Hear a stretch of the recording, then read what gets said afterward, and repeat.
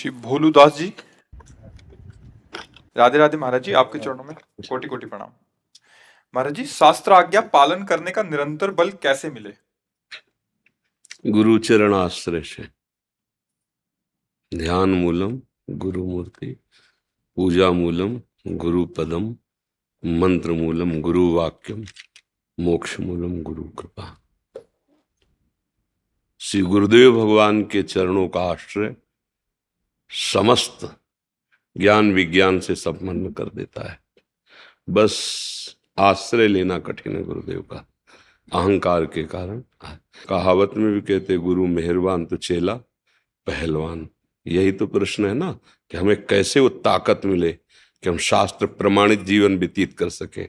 गुरु कृपा कटाक्ष आगी, गुरु प्रसन्न साहवन कूला, मिटी सकल कल्पित भयशूला। कहावत में भी कहते गुरु मेहरबान तो चेला पहलवान। यही तो प्रश्न है ना, कि हमें कैसे वो ताकत मिले कि हम शास्त्र प्रमाणित जीवन व्यतीत कर सके।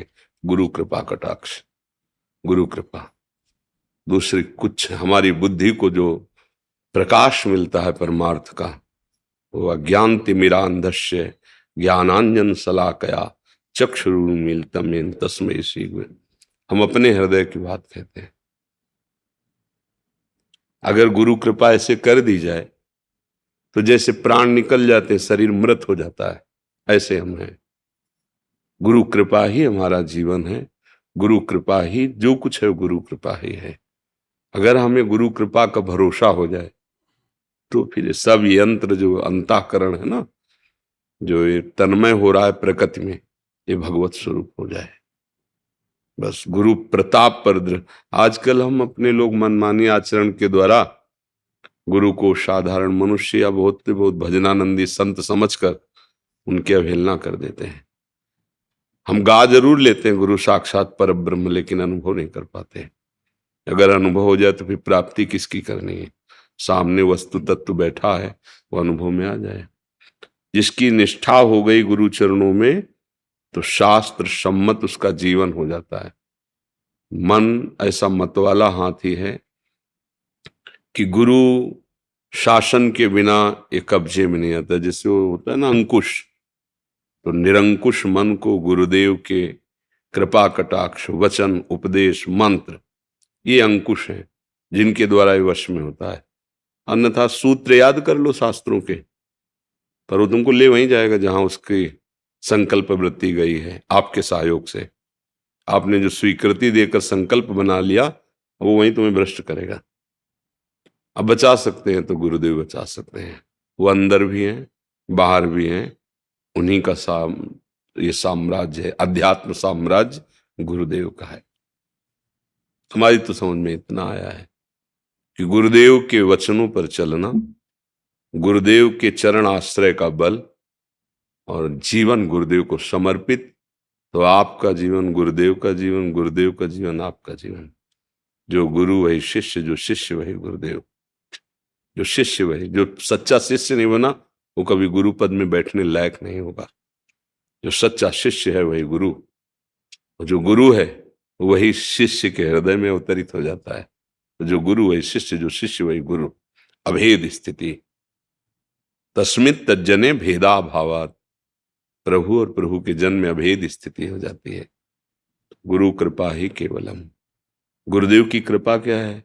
उन्होंने जो नाम दिया है, मंत्र दिया है, जो हमें उपासना की रहनी बताई, हमें अक्षरशः वैसा चलना चाहिए, पर हम चल नहीं पाते, तो गुरु अवमान हो जाता है, अवज्ञा हो जाती है, अवहेलना हो जाती है। तो हमारी बुद्धि क्या है कि विपरीत चलने लगती है। सृष्टि में कहीं भी अपराध करोगे, दोष तुम्हारे गुरु पे आएगा। किसी का भी अपमान करोगे तो जब आप गुरु का चिंतन करोगे तो गुरु पर दोष दृष्टि हो जाएगी, जलन, क्योंकि तुम्हारा तभी पतन हो पाएगा। जब प्रधान कनेक्शन तुम्हारा कटेगा ना, तभी माया तुम्हें रौंद पाएगी, ऐसे रौंद नहीं सकती। गुरु के आश्रित को माया नहीं रौंद सकती। एक बार गुरुदेव भगवान के संग प्रदक्षिणा हो रही थी, तो सहज में पूर्व चर्चा में से कहा कि कबीर दास जी के पंथ के संत थे, तो उधर हमने देखा उनके जो शिष्य थे बहुत हष्ट पुष्ट, और बहुरंगी बाबा उनको गांव के लोग कहने लगे थे, क्योंकि कई तरह के कपड़े के टुकड़े सिल करके शरीर में धारण करते थे, बड़े ही विरक्त। और उनके गुरुदेव बहुत वयोवृद्ध थे, ज्ञान वृद्ध भी और वयोवृद्ध। अब क्या अपराध हुआ था ये तो पता नहीं था अपने लोगों को, पर इतना पता था, आओ तो साहब साहब साहब ऐसे करके आते, डंडा रखा था, डंडा लेते, मतलब पूरा डंडा जोश से मार भी नहीं सकते थे, ऐसी अवस्था शरीर की थी, धम्म से मारते ऐसे, फिर पीछे हटते, साहब साहब साहब, आओ, 10 बार डंडा मारा। अब इसके बाद जब वो बाहर निकल भिक्षावृत्ति के लिए, तो गांव वाले कहे थे, बूढ़े बाबा थे, तुम धक्का, अरे उनका हमारे साहब हमारे गुरुदेव ऐसा। तब गुरुदेव भगवान ने कहा, जो गुरु के प्रति तन मन प्राण समर्पित है उसको माया स्पर्श भी नहीं कर सकती। जिसको गुरु का शासन मिल गया वो काल शासन से मुक्त हो गया। तो हमारी वृत्ति गुरुदेव के चरणों का आश्रय ले, तभी हम शास्त्र सम्मत जीवन। नहीं, शास्त्र क्या कह रहे हैं ये आप दूसरों को उपदेश कर लोगे, इतना ज्ञान हो जाएगा, पर आप अपने मन को चेला नहीं बना पाओगे, मन को उपदेश नहीं कर पाओगे। ये पक्की बात है, बड़ा सूक्ष्म है भगवत मार्ग।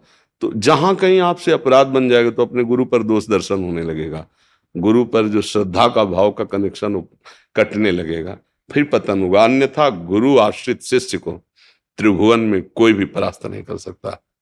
गुरु कृपा बहुत बड़ी वस्तु है। तो शास्त्र प्रमाणित जीवन या भागवतिक जीवन गुरु कृपा से होता है। जो गुरु के वचनों पर आसक्त हो गया, वो चाहे गृहस्थ हो चाहे विरक्त हो, महात्मा बन जाता है, अर्थात हृदय की स्थिति उसकी महान हो जाती है।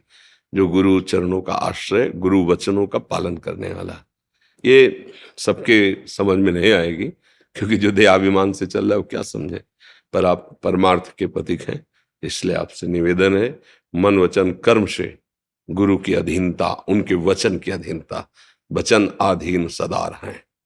जो गुरु ने आदेश कर दिया, रात दिन वही नाम वही मंत्र वही आचरण, बस वैसे हमारे प्रीतम है गुरुदेव। गुरुदेव साधन नहीं है, गुरुदेव साध्य वस्तु है। पर जिस दिन हमारा साधन ठीक हो जाएगा तो गुरुदेव में दिखाई देने लगेगा।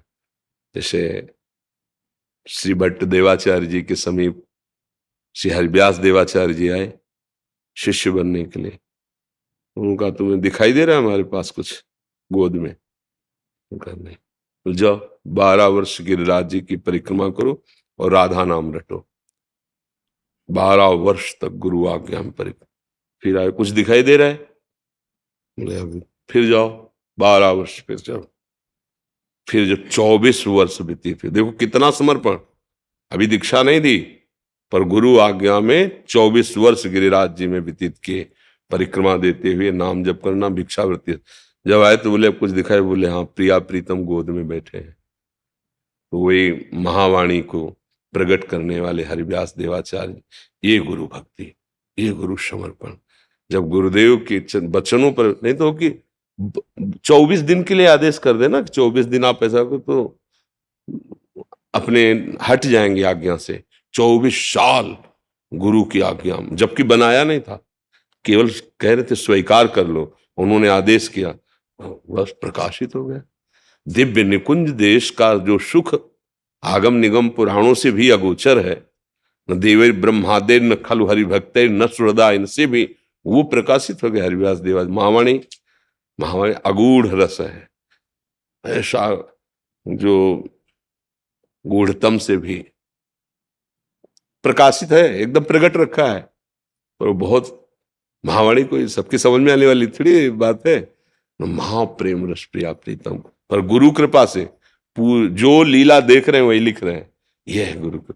श्री अग्रदेवाचार्य जी के परम कृपा पात्र श्री नाभाजी महाराज, गुरु कृपा ही तो थी ना। जो दिव्य दिव्य महापुरुष जिनके विषय में आप चिंतन भी नहीं कर सकते, उनका चरित्र लिखा है। जिसका चिंतन किया वो महापुरुष आके पूरा चरित्र बता गए। दिव्य दृष्टि संपन्न, बाह्य दृष्टि तो दिव्य दृष्टि संपन्न। जब अपने गुरु जी की मानसिक सेवा में, तो उन्होंने पूछा तुम कौन? तो उनका आपका जूठन पाने वाला। यहाँ कैसे? मतलब मानसिक सेवा में तुम्हारा, हमारी मानसिक सेवा, शिष्य की मानसिक सेवा में गुरु का प्रवेश तो ठीक है, लेकिन गुरु की मानसिक सेवा में शिष्य का प्रवेश? तो उनका आपकी जूठन मतलब आपकी कृपा प्रसादी से।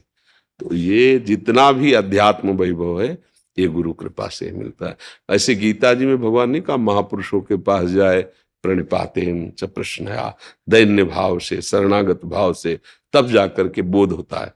तो इसलिए हमें लौकिक दृष्टि न रखते हुए भागवतिक दृष्टि रखकर गुरुदेव के वचनों पर चले तो शास्त्र सम्मत ज्ञान स्वयं हमारे हृदय में, जो भी यंत्र हमारे भाग रहे हैं ना, सब ठीक हो जाएंगे। गुरु कृपा में बहुत बड़ा बल होता है, बहुत आप सोच नहीं सकते।